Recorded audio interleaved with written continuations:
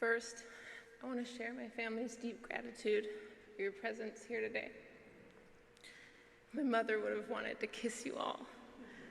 In that particular way she had of greeting old friends, with two hands firmly planted on your cheeks, followed by a big smooch. She would probably be wearing an incredible scarf with coordinating readers on her head, like a headband, and I think we can all admit now, she had perfect vision.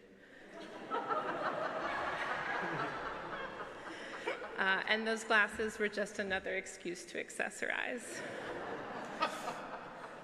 But a fabulous one at that.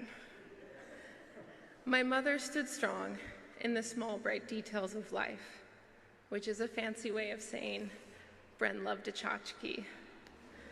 At one point in her career, she had 3 offices, one downtown, one at the lakefront, and one at home, and they all overflowed with books, scarves, specialty pencils, buttons, with cutouts, postcards, and images she printed herself on her walls and doors. My mother was incredible at surrounding herself with a brightness, inviting anyone to cocoon with her in her joyful habitat. What this hid from many in her life was that my mother had a shadow that followed her, at times consuming her. For the better part of the last few decades, my mom struggled with overwhelming anxiety and insecurity, as well as an addiction to alcohol and deeply ingrained disordered eating. The joyful habitats she built were her safe spaces and also helped see a lightness for others where there might be none. My father, brother, and I are the only 3 that really knew her in this way, staying up with her, helping her seek treatment, and engaging in difficult conversations about how to support her journey. My mother only found the path to therapy and rehab in the last 5 years, and it was a very hard path. The last conversation I had with my mother was a gift of that treatment. She called me and asked for advice.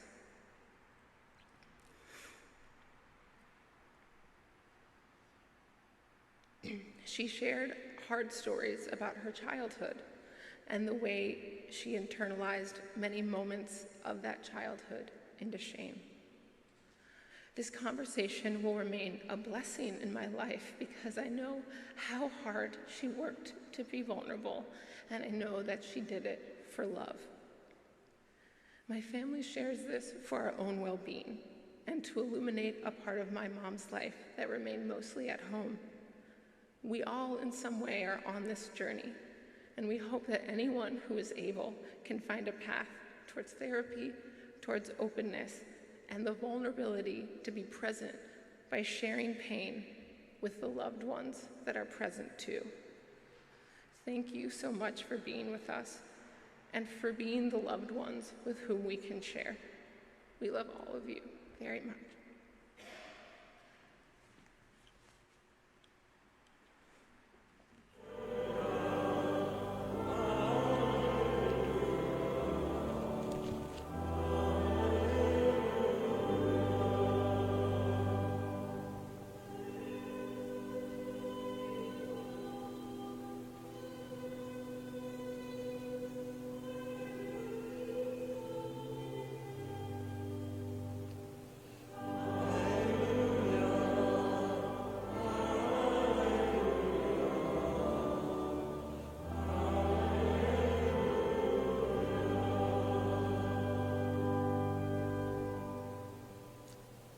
The Lord be with you. A reading from the Holy Gospel according to Matthew. When he saw the crowds, Jesus went up the mountain. And after he had sat down, his disciples came to him. He began to teach them, saying, "Blessed are the poor in spirit, for theirs is the kingdom of heaven. Blessed are they who mourn, for they will be comforted. Blessed are the meek, for they will inherit the land. Blessed are they who hunger and thirst for righteousness, for they will be satisfied. Blessed are the merciful, for they will be shown mercy. And blessed are the clean of heart, for they will see God. Blessed are the peacemakers, for they will be called the children of God. Blessed are they who are persecuted for the sake of righteousness, for theirs is the kingdom of heaven. And blessed are you when they insult you and persecute you and utter every kind of evil against you falsely because of me. Rejoice and be glad, for your reward will be great in heaven. The Gospel of the Lord.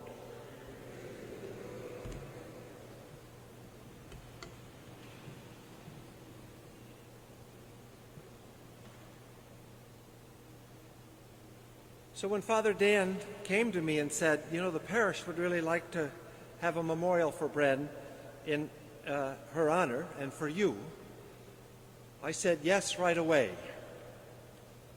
And then he said, and you're preaching. That's when I began to hedge.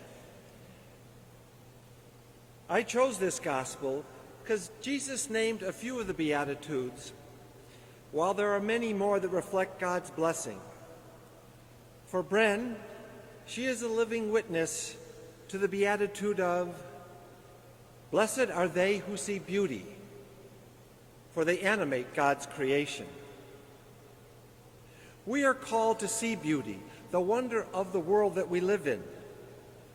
Bren is my partner, Bren as an educator, Bren as a member of a faith community, enabled all of us to see. Bren in my life taught me how to see the good, the beautiful, and the true. I have a prayer I often use. It's entitled, To See a Little. I used to pray to God, teach me your ways. Now I pray, God, that I may see a little. This is because I came to understand that God is teaching me different ways all the time, but I don't see them. There are miracles of God's works and signs of God's way all around me and in me. I have to learn to focus properly, or perhaps to look in the right direction. I only really have to see a little. Bren's greatest gift to me was to help us to see God's ways all around us and in us.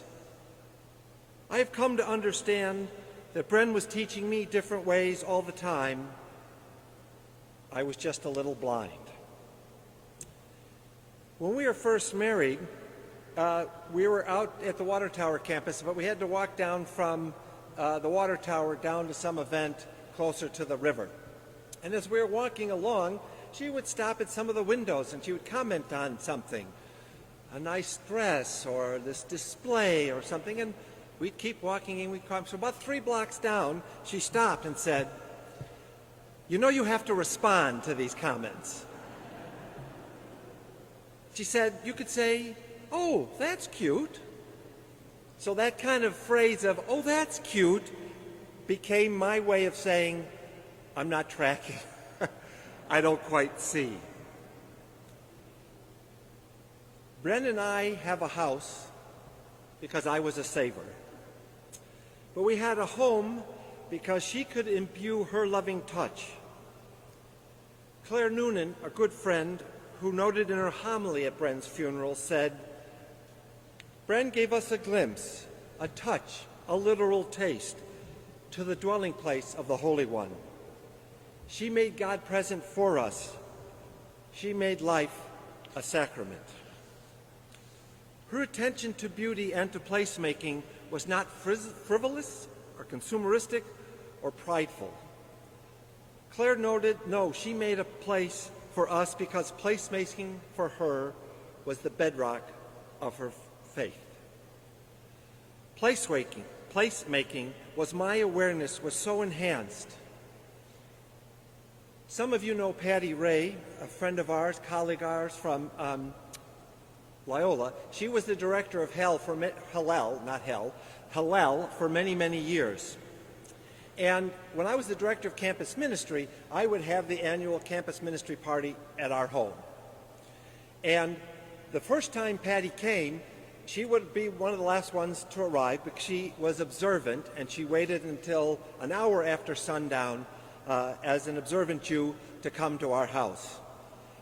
But she was so excited to be in a Christian's home. She had never been in a Christian's home at Christmas time, and if you knew Bren, we would bring down 15 boxes of stuff and decorations and ornaments, and we had teddy bears down the stairs and books. She had this all decorated, and Patty was just enamored with this. And in the ensuing years, she would come and she would find the new hires or the graduate students, and like a docent, she would walk them around our house, pointing out the significance of all these things that Bren had taken the time to so tastefully and thoughtfully place there. She was just love it. One year we thought we weren't going to have the party because of an event at the university, and we thought we would just get a room at one of the universities. And Patty stood up and said, "No! We're having the party at the Murphys. It's the only time I get to be there." Bren made our home a special place. In the sacrament of her life, Bren made grace visible. She did that for our family and for our extended family. And one of the ways that she did that, she realized when our children went off to college, and actually when our nieces and nephews went off to college, she knew they would be looking for something from home. So Bren would make her famous cut-out sugar cookies and mail them off to all the colleges where my nieces and nephews were, so that they would get a piece of home delivered to them. And when the funeral was announced, many of those nieces and nephews are now out of college and living around the country. And some of my siblings told their children, "Well, you don't have to come in." But they said, no, we're coming in. Aunt Bren always remembered us. Always. Bren made a place for students. During the visitation, prior to the funeral, one of Bren's students came up and introduced herself to me, and I had never met her. And she said she came to see me because Bren had made her major in women's studies possible. The student was also an athlete on the softball team, and being on the softball team meant she had to travel every spring. And in order to do the capstone course, you had to be around a lot to finish and complete that course. And so she was afraid that she would not be able to finish her major. And she couldn't figure it out, so she came to Bren and said, "I really want to finish this degree. I really want to finish this area of study." And Bren said, "We'll make it work. I'll take on an extra course and make it an independent study so that you can finish your studies." The student noted to me that Bren's effort made her college experience whole. She could see the beauty in Bren in serving her. Bren often made a place in our home for those who needed a safe place to dwell. We opened our home to many graduate students who needed a place to live while they were finishing their studies. But at one moment, the university awarded an undergrad scholarship to a student from Iraq who they provided the full scholarship of tuition. There was a group of us then that had to get room and board for her. And so Bren and I said, well, for her first year or two, let her come live with us. And Sarab has become our Iraqi daughter. After graduation, she went back to Iraq, but of course couldn't stay there. She ended up in Turkey as a UN refugee. And eventually, thankfully, she's in Australia. Now, her family is safe. But she said this about Bren when she learned she had died on social media. If Bren has only opened her home to me, that would have been enough to change the course of my life. But Bren was exceptionally generous, and everyone knew that doing the bare minimum was not her style. Instead, she and Chris welcomed me into their family and supported me in every way possible so that I would never feel alone. The bare minimum was not Bren's style, not in creating a home, not in teaching, and not in the care of others. Bren could see that there was always more to do, more to being. This was made pronounced to me when, some of you know, she did a documentary on religious women in the United States. And this started with a research paper, just a simple paper she was presenting at a conference, because she kept coming across all the nun greeting cards, you know, a nun with a cigarette and, you know, a nun bowling, but in full habit. And she thought, nuns haven't been dressing like this in public for a long time. What is the interest in that? So she was writing this paper on the rhetoric of greeting cards of nuns. But then the more that she researched that, she realized that there was a missing story behind the real contribution of these religious women in the United States to the benefit of the United States and to the Catholic Church. And so she started doing much more research. And then she realized you can't tell this story like on paper, make it be a research article or some chapter in a book. She said, we have to do this on video. We have to film this and capture these stories of these women and this tension between the kitsch and the real reality of these contributions of women. So she went on to learn how to be a documentarian and found a fellow colleague at Santa Clara, and they produced the movie A Question of Habit, which Susan Sarandon ended up narrating. There was no bare minimum. She wanted things to be beautiful, and she wanted that to be shared with you. If you came into our home, if you taught with her, if you were a member of any of the faith communities, she was always involved in art environment. Bren and I met as student and teacher, and people often go, but we fell in love on the stage when we were cast as romantic opposites in a play called Wild Oats. My final line of the play included this line: to merit friend so good, so sweet a wife, the tender husband be my part for life.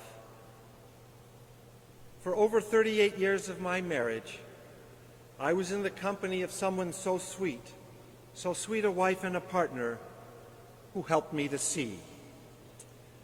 Bren, through her ability to see beauty in herself, in others, and in the finite world of God's creation, was indeed a blessing. Blessed are they who see beauty, for they animate God's creation. My finite heart and many others' hearts were broken in Bren's passing. Let us remember the beauty she shared with us, how she helped us to see the divine in our midst. And I'd like to end with a blessing for the brokenhearted, because indeed I am, and many of you are as well.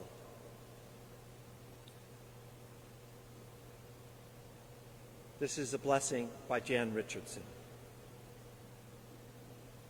Let us agree now that we will not say the breaking makes us stronger, or that it is better to have this pain than to have done without this love. Let us promise we will not tell ourselves time will heal the wound when every day our waking opens it anew. Perhaps for now it can be enough to simply marvel at the mystery of how a heart so broken can go on beating. As if it were made for precisely this, as if it knows the only cure for love is more of it, as if it sees the heart's sole remedy for breaking is to love still, as if it trusts its own persistent pulse is the rhythm of a blessing we cannot begin to fathom, but will save us nonetheless. Amen.